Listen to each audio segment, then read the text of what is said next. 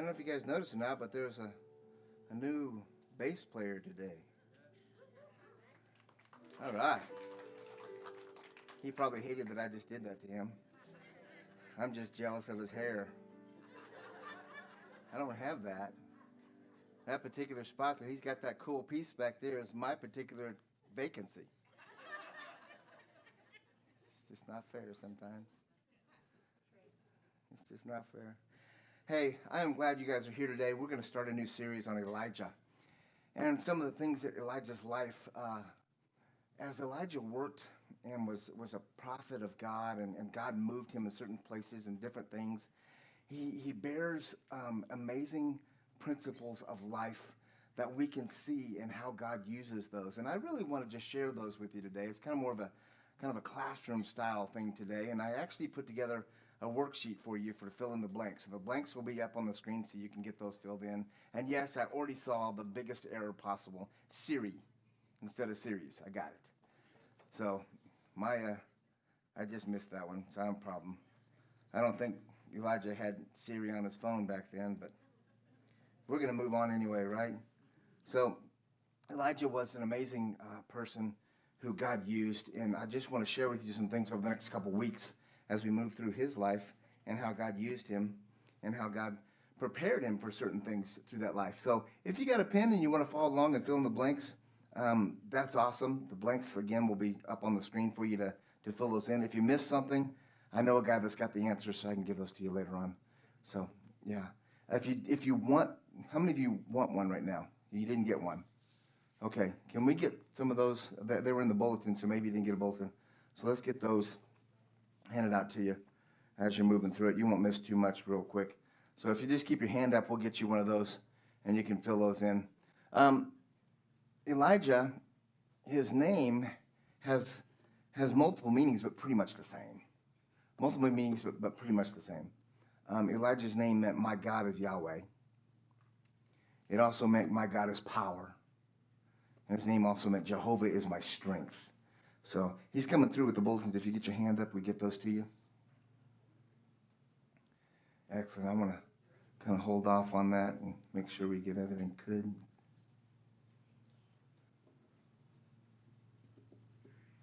Seems like it's just this one side, man. We got a couple here. Did you get one? You okay? I don't have a pen anyway. Okay.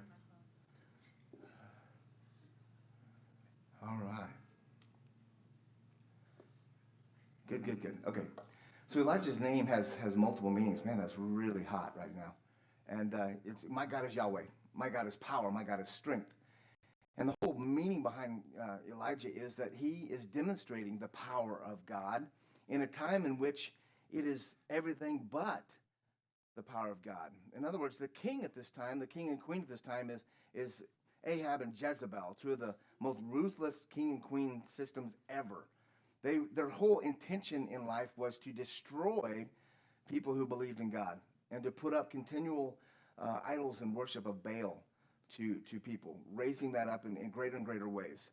And Elijah is brought on the scene to help redirect people, but he goes through a long, hard process. How many of you guys have ever been through a long process and you're like, is this ever going to stop? Anyone? Yeah? All right. Well, we're in the right spot today because that's what we're going to look at today. Here we go.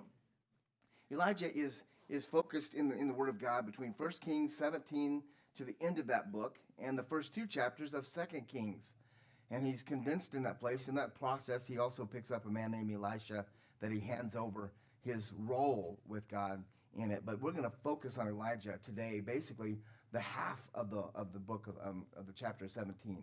And this is going to go through three major points that I just want to share with you today and as we study through it. The three areas to look at, and this is going to be on your notes, is this. 1 Kings chapter 17, verse number 1, it says no rain. That's the main thing. No rain. And we're going to dissect what that really looked like and why that was put in there. Second part was 1 Kings chapter 17, 2 through 7, has to do total dependence on God. Total dependence on God. And total dependence on God can be challenging for us in this lucrative and just vivacious nation we live in called America. We have so much, and sometimes we lose sight of what it looks like to really depend on God. And I'm going to show you how God uses him in such a way that he is kind of almost forced to learn this lesson to depend on God. And then, of course, number 3 is 17, verse half of this section. God uses this to say there is a God. And I don't mean that, oh, there's a God. I mean, there's a God. There is a God, one and only. And this is the challenge during this time, is that God was being forced and squashed by a king and queen, and God needed someone to stand up to him in such a way that was sometimes odd. Have you ever just wondered why the good guy never wins? You guys are super quiet today. It's all right. Isn't it sometimes, don't you feel like sometimes the good guy just never wins? The bad guy always gets away with it? And you're like, what is going on here? Well, God shows us this in this book. So let's read with me. And let's start kind of breaking this down. And let's look at it. Verse number 1 of chapter 17. And Elijah, the Tishbite of the inhabitants of Gilead, said to Ahab, as the Lord God of Israel lives, before whom I stand, there shall be not any dew nor rain these years, except by my word. So this first one is all about him going before the king. Now what you need to understand is this. I want you to see this. Elijah comes out of nowhere. He comes out of nowhere. He's not been established already. He and Ahab have never had massive collisions. He just comes out of absolutely nowhere. He's not mentioned before this. And all of a sudden, in chapter 17, verse number 1, we get, Elijah says there's going to be no more rain. Well, the challenge with that is he's challenging their God. He's challenging their God. You see, the God of their day, the God that the king wanted everybody to worship, was the God that provided the rain, they believed. So he was challenging them and saying, there will not be another God. He says, according to my word. Now that is, he is repeating what God told him to say. He's saying, there won't be any rain until my word, which is God saying, until my word. This is powerful stuff. Have you ever been challenged by someone you didn't expect to challenge you? Have you ever been challenged by someone that you didn't even know, and they just step right in your face and challenge you? It's a very interesting thing. Doesn't it make you think? Have you ever gone into a meeting and you thought you had all of your ducks in a row, and someone hits you with a challenge and you go, and you can't show that you didn't know that it was coming, but you're like, whoa. Your brain's going, I don't have an answer for this. Where do I go with this? And all of that knowledge that you had stored up is now just rattled and scrambled. How long do you scramble on that? When somebody rattles your brain, how long do you stay in that scrambled zone? Some people like me, it stays in there a while. Right? Sometimes we even sleep on it. Sometimes we mull on it. Sometimes we just it just starts getting bigger and bigger. And that's what's happening to Ahab. Ahab didn't even ask why. The statement comes, boom. This guy comes out of nowhere, steps up to the king and says, there will be no more rain, no dew, but by my word. That's a pretty powerful statement, wouldn't you say? Well, what happens after that? Elijah just completely obeys exactly what God calls him to do to an evil king. Walks right up to him. And then God removes him from everyone.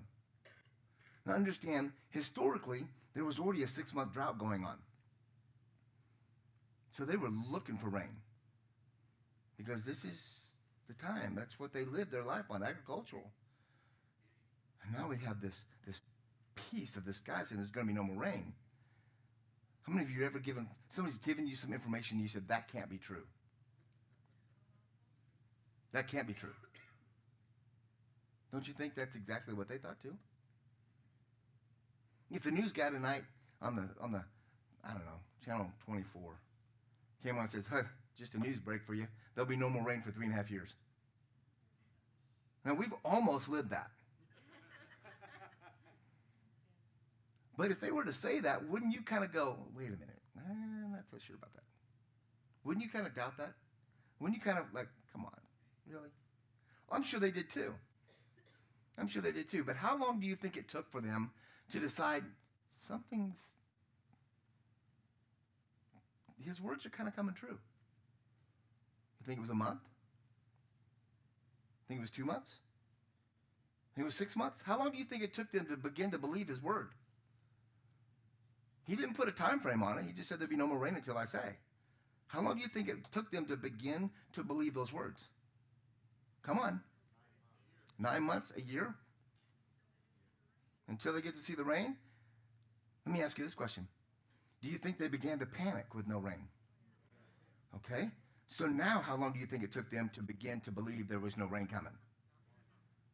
What happens when there's no rain at all, no dew in the morning? What happens in that agricultural system where they don't have Fresno or Clovis City water? What happens to them when the streams start doing this? What happens when your cattle don't have anything to drink? What happens when you have to go find water yourself for your family? What happens? How long do you think it started to hit then? Pretty quick, right? Now, do you think they were like, oh man, I think he was right? Maybe at the beginning. But what do you think they started thinking about a little while later? Oh man, I think he was right. Or, where is he? We'll force him to say it. Do you understand what I'm going here? Sometimes we just read the Word of God and we're like, hey, yeah, there it is, and we move on. Sometimes we need to really evaluate what's happening in this society. Why did God remove him from there? Because people were going to get mad. Because over time, at first, they can't believe him. Then they start believing him. Then they really start believing him. And then everybody believes him. And now, at first, a few people are angry. After a while, more people are angry. By the time we get down to this point, everybody's angry. Let me ask you a question. Do you think it was just the people who believed in Baal that were angry? Or do you think it was also the people who believed in God that were angry too? How many times do Christians get angry when they shouldn't get angry? Are you following me here? Do you know why God removed him? God removed him because he had to do a great decision at great cost. God removed him because of this. God removed Elijah to prepare him for the future. And God removed Elijah to protect him. Elijah was called upon by God to make a statement that would have radical implications to everyone. To everyone. And I'm sure at the beginning it was taken lightly as a joke, but as it went on, it was no longer a joke. And after a while, it begins to be kind of hostile. You and I can go to the store right now and buy tons of water. We can just buy water all day long. It's not a big deal. And if we buy out the store, there's another store that's got plenty of water. But what if you couldn't find water? What if you couldn't? What would people kind of start to resort to? Can you imagine people being a thief for water? Can you imagine people hurting people over water? Can you imagine people killing people over water? Folks, I really want you to understand the balance of this. Why did God remove Elijah? Because he had just done what God asked him to do that was going to have such a vicious act within it. Was it to hurt the people? No, it was to prove that God had complete control over this fake God they believed in. Because the fake God they believed in was supposed to be the God who would give them water. How many times does God step right on top of a fake God and prove him wrong? It's exactly what's happening here. Sometimes we get lost in the story, but God will step right on top of a fake God and have no problem doing it. And we have to see it for what it is. See, this is the first job that Elisha's been given by God, and it's a tough job. How many of you have ever gotten a new job, and one of the first jobs, part of that job that you were given was something you'd never been attempted to do before? I remember I worked at a place, I was an industrial maintenance man, They hired me because I was a mechanic. Yeah, I was a mechanic, all right. I was a brakeman. I did brakes and exhaust.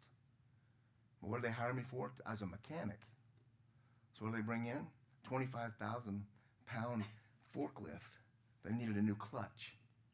And they said, you get to put it in because you're a mechanic. Okay. Completely out of my zone. Guess what I did? I started taking that bad boy apart piece by meticulous piece. And if anybody walked up and started disturbing my pieces, I got tough. No, that's piece number 75. Don't move it. What's next? I kept working with it. I told my wife, I said, I don't have a clue what's going on here. I've never done one of these before. So I'm taking it apart piece by piece by piece by piece by piece. And then when the new parts come, I prayed they looked exactly the same. That's what Elijah's been given here. He's been given a God calling that's beyond his understanding or scope of what he's being asked to do. Let me ask you a question. How would you react if God called you to do something that you really didn't want to do? Now it got quiet. Because more than likely, God has asked each one of us at some point in our life to do something we really didn't want to do. And there are times when we have the choice to do it or not do it, obey or disobey, run or stick to God. And Elijah stuck to God. Wasn't easy, but he stuck to God. God had to protect him because everybody was out to find him. Everybody was out to find him. And God also had to prepare him for the future because big things are coming. And God had to prepare him. You know, sometimes God has to prepare us in very wide. It's very interesting how Elijah had to spend a lot of alone time. And that alone time is what prepared him for the future. Let's move a little bit further in the story. Total dependence on God. Let's read this section. Verse number 2, then the word of the Lord came to him, saying, get away from here and turn eastward and hide by the brook of Cherith, which flows into the Jordan. And it will be that you shall drink from the brook, and I have commanded the ravens to feed you. What's he doing? He's telling him what you will do, and he's telling him what I will do. What you will do and what I will do. Aren't you glad God is specific? God is specific. This is what you will do. This is what I will do. How many of you have a job? Guess what? God says that's what you will do. And what will I do? I will make sure you're provided for. Isn't that awesome? Let's put it in relative terms. This is what you will do, and I will make sure you're provided for. Simple, huh? Sometimes we forget that. How many of you have ever grumbled over your job? Okay? Let's be honest. Be careful about grumbling what you are to do, because God is providing for it by it. You're not alone. We all grumble. But be careful. Be careful. Let's move forward a little bit. So he went and did according, verse number 5, to the word of the Lord. For he went and stayed at the brook of Cherith, which flows into the Jordan. And the ravens brought him bread and meat in the morning, and the bread and meat in the evening, and he drank from the brook. And it happened after a while, the brook dried up because there had been no rain in the land. See, even he suffers from no rain. Don't you hate it when you're the sufferer of your own thing? Best way I can explain this is when you have to discipline your kids, but you're the one who suffers. Don't you hate it? It is. It's true. There's a lot of times we have to make choices that we are actually going to take more on than they are. And we do it out of love. Right? Okay, let's break this thing down. God sent Elijah to the brook of Cherith. Why did he send him there? He sent him there for a reason. 1, to protect him. 2, to prepare him. Second, God commanded the ravens to bring Elijah food. Very interesting that God did that. And the brook dries up. Now, if God's going to send you somewhere, don't you think it would be like just a buffet? You know, you just did what God's asked you to do. Don't you think he'd send you somewhere and be like, hey, behind that tree is a buffet. Right? Don't you think? How many of you expect that when you do what God wants you to do, that he's just going to lay it out there for you? Don't we? Man, you guys are so quiet. You're nervous, aren't you? You know, this is interactive time. We're okay. Sometimes we think that by doing what God wants, he's just going to pour it on. Well, sometimes he does, and sometimes he doesn't. Well, Pastor, don't you know when it is and when it isn't? No. Why not? Because he's God. He does what he needs to do. Does that mean I'm a bad person? No. It just means that God needs to do what he needs to do. Oh. Well, that's so vague, Pastor. Yeah. Because God needs to do what he needs to do. But there's got to be a better answer to that. Okay, I'll just simplify it. God. That's all there is. God. What do you do, drop mic? Sometimes we want to make something so much bigger than it is. Why did this happen? God. But it's so tragic. God. Why? Because God has a way of making bad things turn in for his glory. God has a way of making good things turn out for his glory. Why? What's my role on this earth? To praise his name and draw glory to him. In everything? In everything. Even when I don't feel like it, most importantly. How would you like to go to a desert, sit on a rock, and have birds bring you food? Folks, sometimes we look at these stories like they're just awesome, but really? Do you really? Go home today, and when you go outside, just sit and look for a black bird. And say, God, have him bring me some meat. Something tells me it's not going to be filet mignon. Something tells me it's not going to be what you think it's going to be. Let me ask you a question. There was a drought going on. What kind of meat do you think this bird's bringing? That's a good answer. Rat? What else do you think it is? Squirrel? Snake?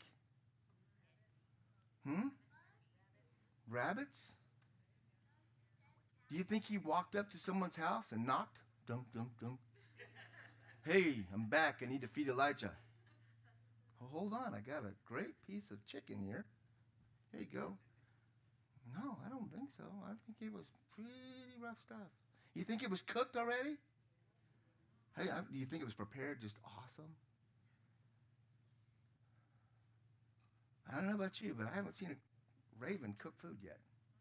Let me ask you about the bread. How would you like to have some bread from a raven? Are we getting into the growth zone yet? Are we? Yeah? Yeah.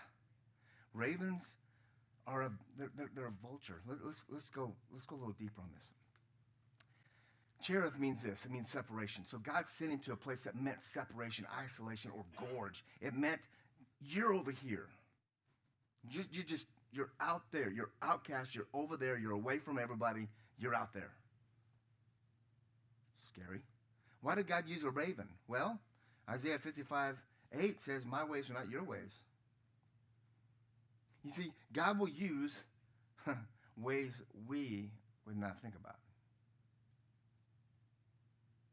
Don't you wish God would do things always your way? Or at least in a realm that you would understand?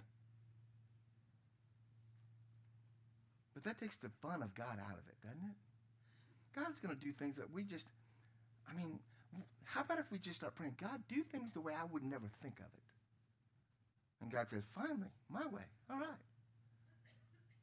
It's very clear. God does things his way, not our way. He thinks it different than we think. Hey, listen. What about ravens were declared unclean? They were declared unclean with a whole bunch of other birds. Everyone knew this. Jews weren't supposed to even know. And yet God's using what was known as unclean to feed him. Now, when that first raven came, what do you think he went through? Okay, it's an unclean bird that is bringing me food. Where have those beaks been? I'm not even supposed to eat this bird. I'm not even supposed to touch this bird. But now I've got to eat from what this bird's bringing me. Why is God using this? Man. Why has God brought this into my life? You ever asked that one? Why has God brought this all into my life? How did I get here? Anybody with me? How did I get here? Better yet, why am I here? There's a lot of questions that go with this. Thing with it is, Elijah was forced to accept help from an unlikely source. He was forced to accept help from an unlikely source. It's a challenge for him. Ravens were dirty, like a vulture. They're really they're a nasty bird. I'm not talking about the Baltimore Ravens. I'm talking about the actual bird. God used something that was declared unclean, and it brought meat, and who knows where that meat came from. And he brought it just for one man. And I guarantee you, after a while, some say that Elijah was there up to a year. Up to a year. Some say it was longer. I really don't know how long it was, but it was quite a while. But I guarantee you, at the beginning, he was a little nervous about it. A little apprehensive. I guarantee you, about a month into it, he was looking for them ravens. Looking for them. C.H. Spurgeon wrote this. Let me just read it to you. It's on my phone on a picture. I hope that I have to. C.H. Spurgeon said this. Elijah had enough, but it didn't always come to him in the nicest way. For I do not imagine that the ravens knew how to get bread and meat always cut into the nicest shapes.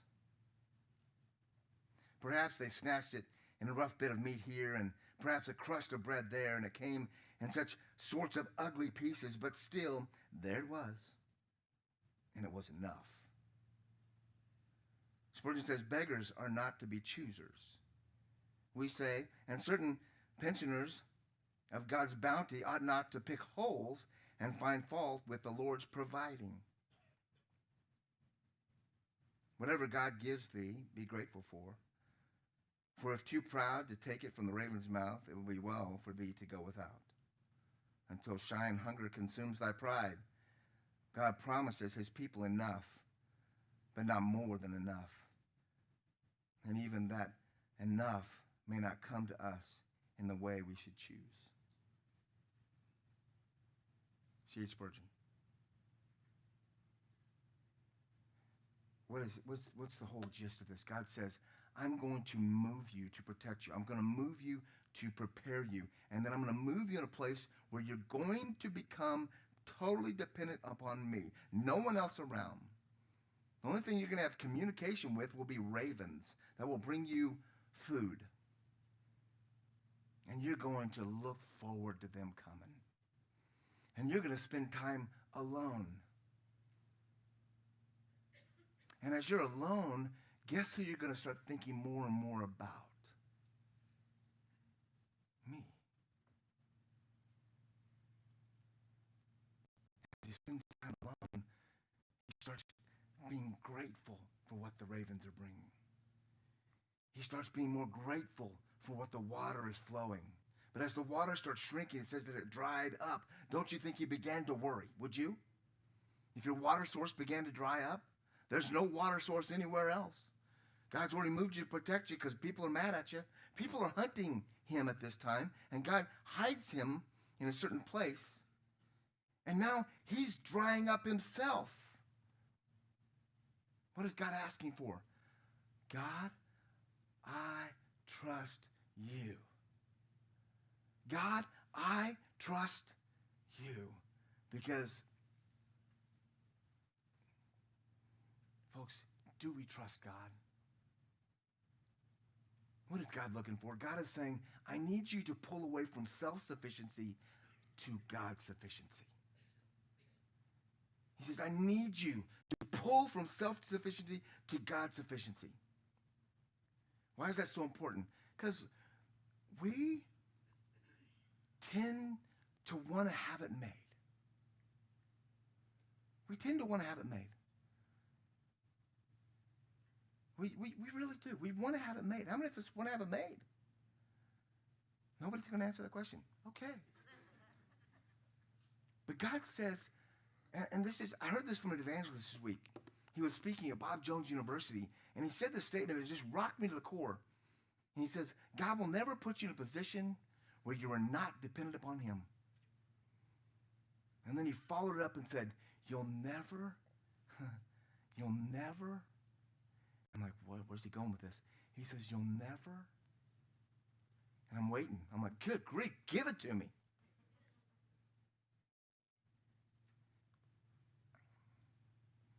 He says, you'll never live on easy street.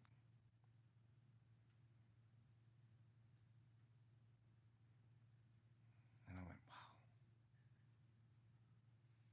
It's true. I began to reflect on my life. I said, I never, just when I think I've got it good, something happens. And just when I get my feet back on the ground, something happens. Anybody with me on that? Or am I the only one that has that? It's like, hey, just got this. Hey, oh.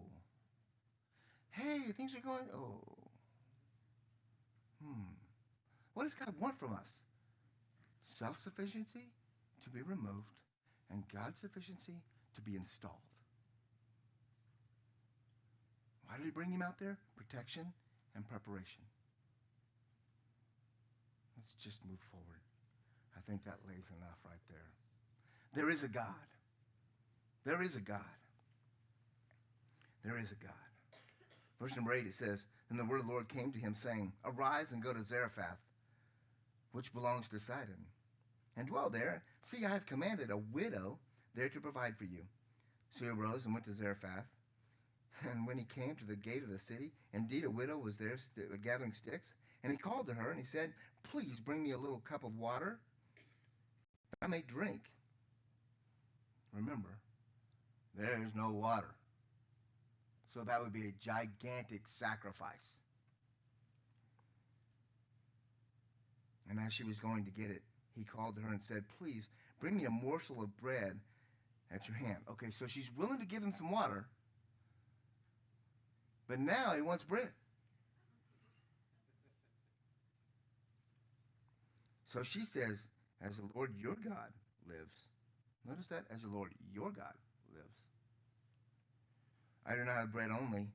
I do not have bread, only a handful of flour in a bin, a little oil in a jar. And see, I am gathering a couple of sticks that I may go and prepare for myself and my son, that we may eat and die. How bad has it gotten, folks? How bad's it gotten? It's gotten bad.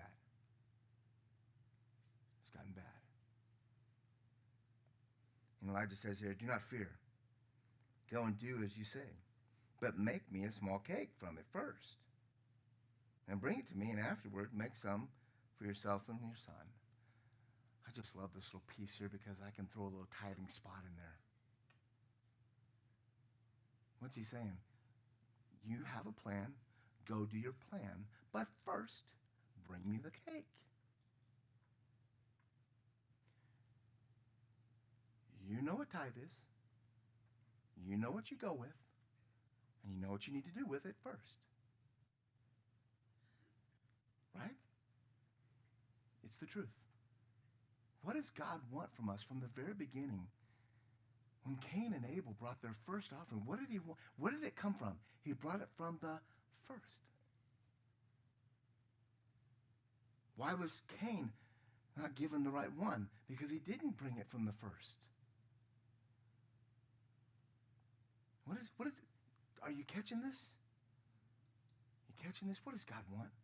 He wants your first, and he wants you to trust him. But you don't understand.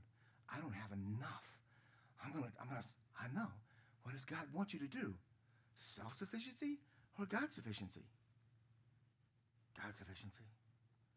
What does that mean? Give God the end or give God the beginning? Let me ask you a question. If you're riding a train, do you want God on the engine or do you want him in the caboose? Which one do you want him at?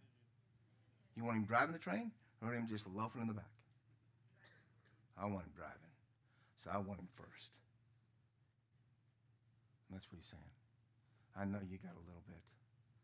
So go do the plan, but first, honor God with giving him the first.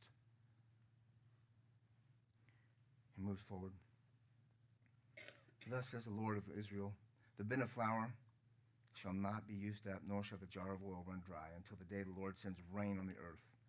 So she went away and did according to the word of Elijah, and she and he and her household ate for many days. And the bin of flour was not used up, nor the jar of oil run dry, according to the word of the Lord which he spoke from Elijah. Aren't you glad that God provides? Aren't you glad that you don't have to? I mean, sometimes we worry about if God's going to provide. Why do you worry about if God's going to provide? God's promised over and over, I will provide. What's our job? God says, you do this, I do this. It was just so clear. Do you remember that part? You do this, I do this. Don't complicate God. I have a role to do. My job is to, number one, trust him with everything. Give him the first. Trust him for all of it. Should I worry about it? No. Do I? Oh, yeah. Is that wrong? Yes. Yes. What in the world is God doing with Elijah? He's saying, Elijah, I need you to do this for me. This is where I need you. Why? Because I've got something in store I can't reveal to you yet, and I need you to be prepared. I need you to be prepared. Here we go. Zarephath means smelting place. Smelting place. God was removing pride by turning up the heat. Proverbs 6:16. I want you to see this for me. With me.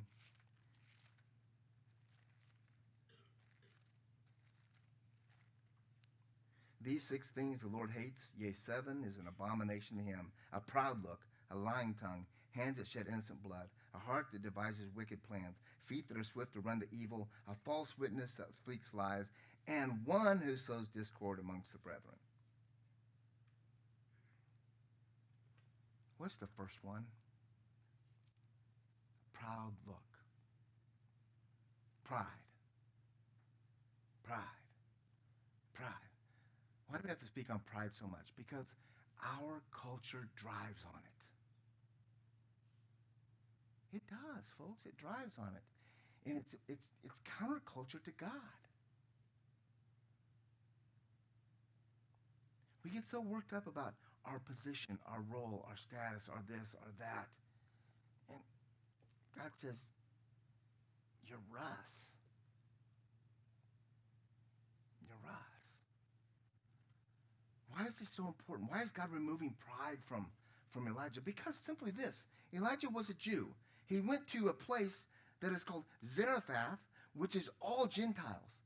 Now let me give you the little historical background here. Ahab and Jezebel are chasing this man down to kill him. Zarephath is the home of Jezebel.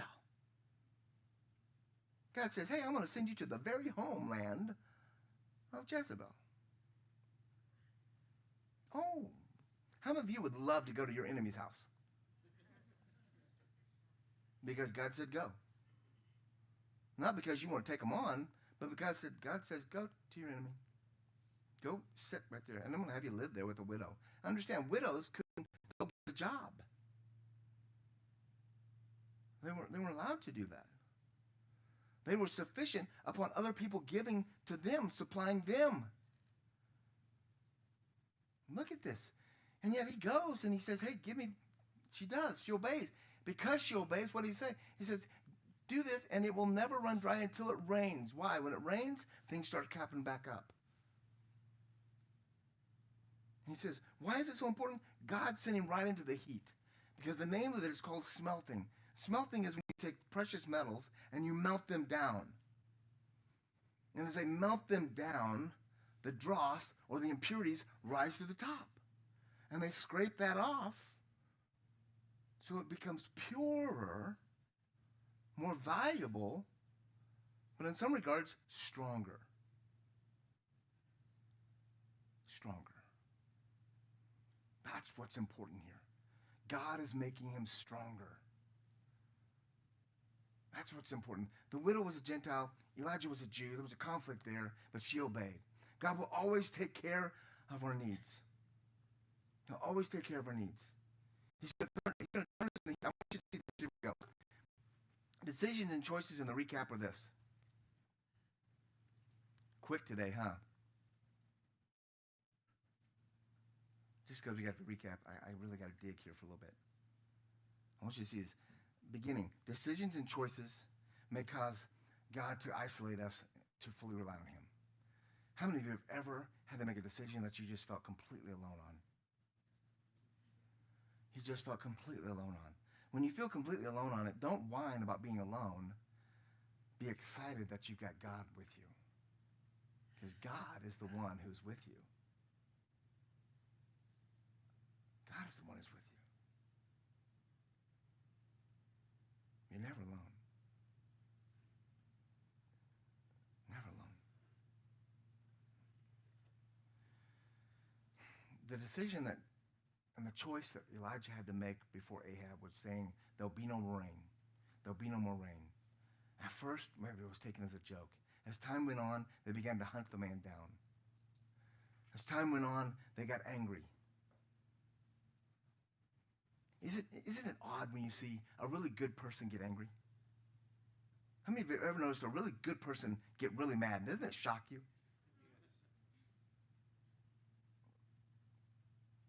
When a really good person gets angry, you know something's gone wrong. And that's exactly what's happening in this place. You got good people, you got bad people. You got people who believe in God, and you got people who believe in Baal. And both are now angry at this one man. You know, sometimes as a Christian, you have to stand alone, even in a crowd. You have to make a stand. I don't mean stand out on the curb and say, hey! I mean, you have to make decisions that honor God with your life, and sometimes they make you feel like you're alone. You have to trust God with what you can't see, and you got to stop thinking you see what you don't see. So often we have a challenge that comes up in our life, and we start building that challenge to be so big. Nothing of that has ever happened yet. None of that's happened yet. But we develop it so big that we isolate ourselves on our own self. Instead of allowing God, if God's going to remove you, he's going to prepare you. That's what God does. You're going to make decisions and you're going to make choices that are going to make you feel alone, but you're never alone because God is with you. Honor God with your decisions and your choices. Honor God with decisions and choices. When you make a major decision or a small decision, honor God with that decision. Understand. Second piece, God will use whoever and whatever to take care of us. I don't know about you, but I'm really glad a raven hasn't showed up at my door. But God will use what he needs to do to provide for us. I'll tell you the truth. There was a time in one of our vacations, I'm telling you, I have no doubt that we drove for miles upon miles upon miles on fumes. I am telling you. And I was so nervous. I mean, that was one of my best prayer days, man. I was driving thinking, Lord, please, Lord, please, Lord, please. And then when we finally got to the gas station, I pulled in, and my next prayer was, God, let the credit have limit. Let it have it. Let it have it. Because I had no idea if we were over the limit or not. Have you ever been there?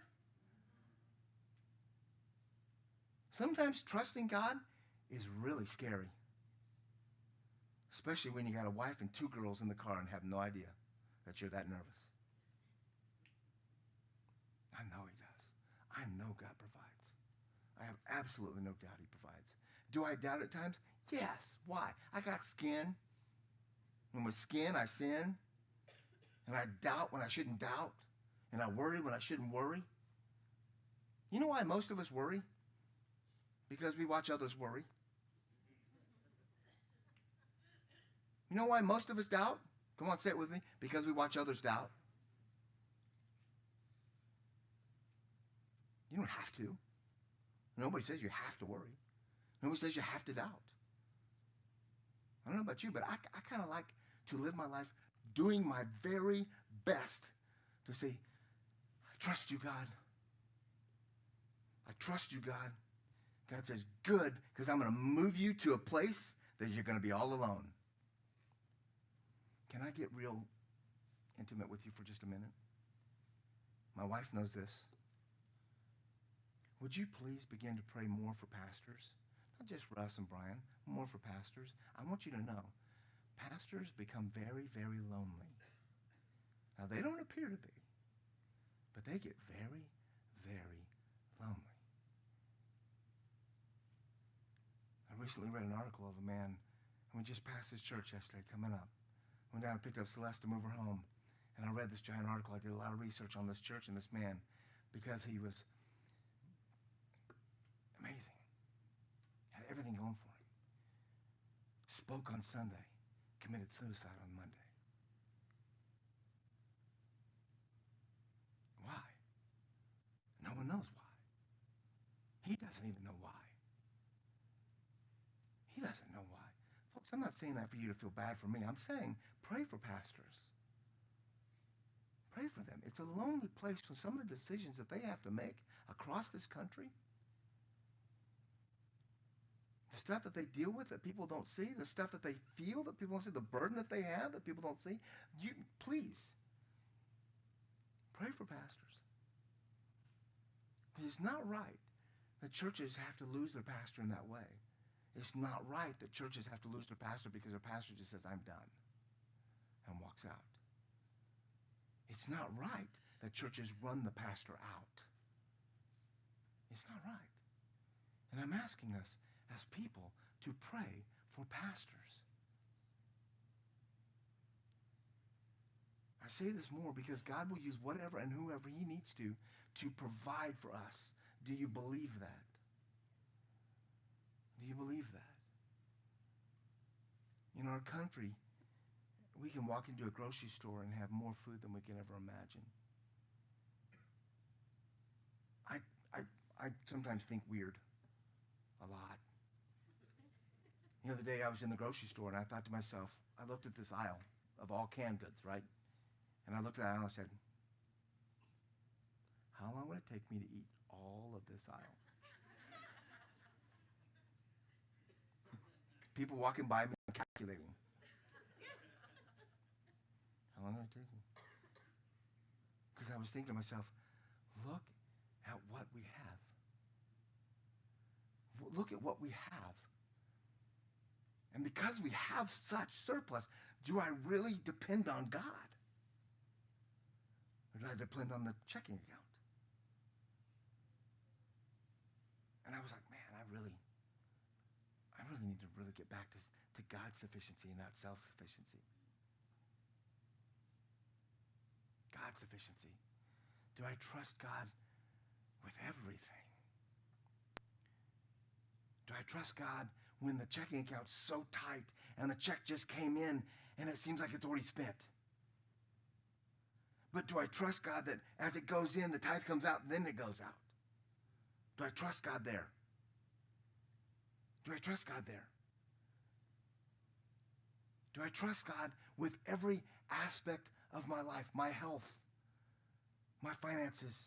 Do I trust God when my daughter goes off to college? Do I trust God when my daughter goes off to school? Do I trust God with all of those things? Do I trust God? Or do I want to self-sufficient that? These are tough questions for us. Is God enough for us? I made that a statement. I didn't make it a question. Is God enough? Is God enough? Is God enough? Is God enough? Is God enough? Is God enough? Is God enough?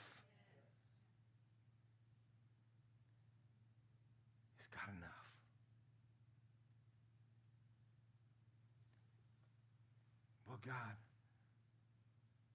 will put you in the heat to purify you, not to damage you.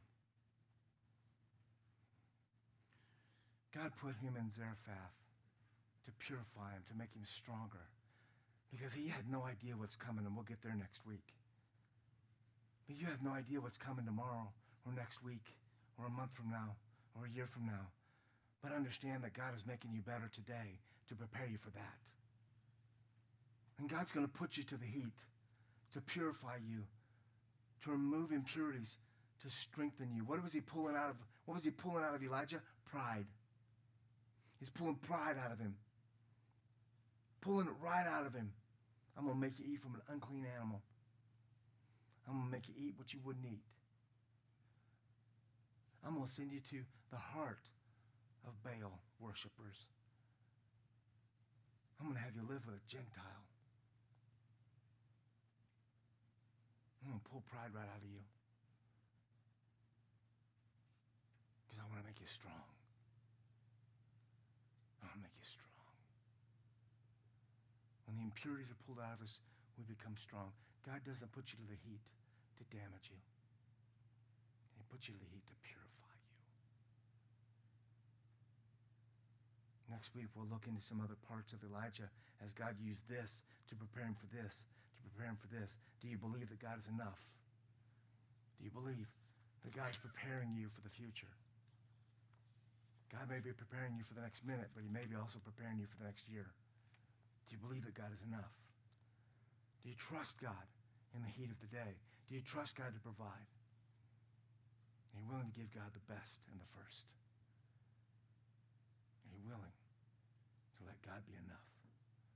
God, I give you this day. I thank you that you are enough. I thank you that you're King of Kings and Lord of Lords. I thank you that you have the most power. I thank you that you squash fake gods. I thank you that you put us in places to teach us impeccable things about ourselves so that we can honor you better. I thank you that you provide.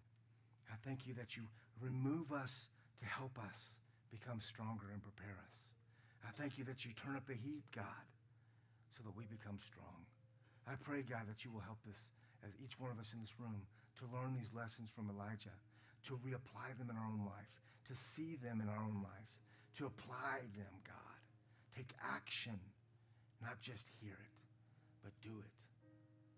Oh, God, I pray that this church would not be willing to just get by, but stretch forward in each one of our lives so that you, Almighty God, are seen in our days. God, I don't know what you have for the future of this church, but I'm excited to see what it is. I don't know what you have in store next week, a year from now, 2 years from now, but God, I know that you have a plan and you're working in the lives of all of us for the future. Let us trust you, God. Let us trust you for the future. Let us not worry about what's happened in the past.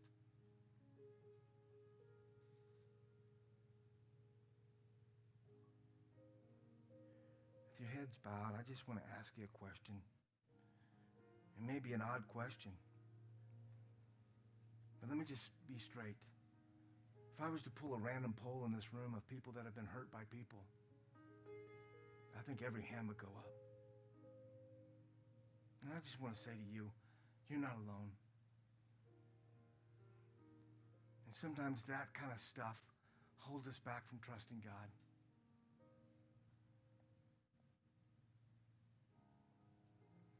I say that because I've been hurt bad before too.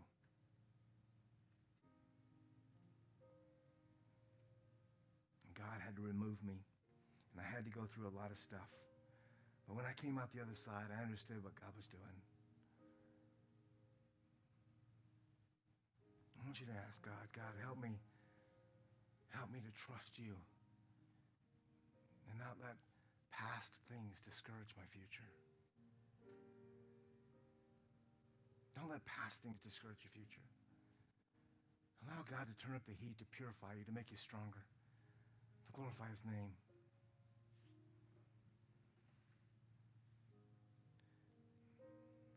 God loves you. He will do whatever he needs to do to make you the best you there can be.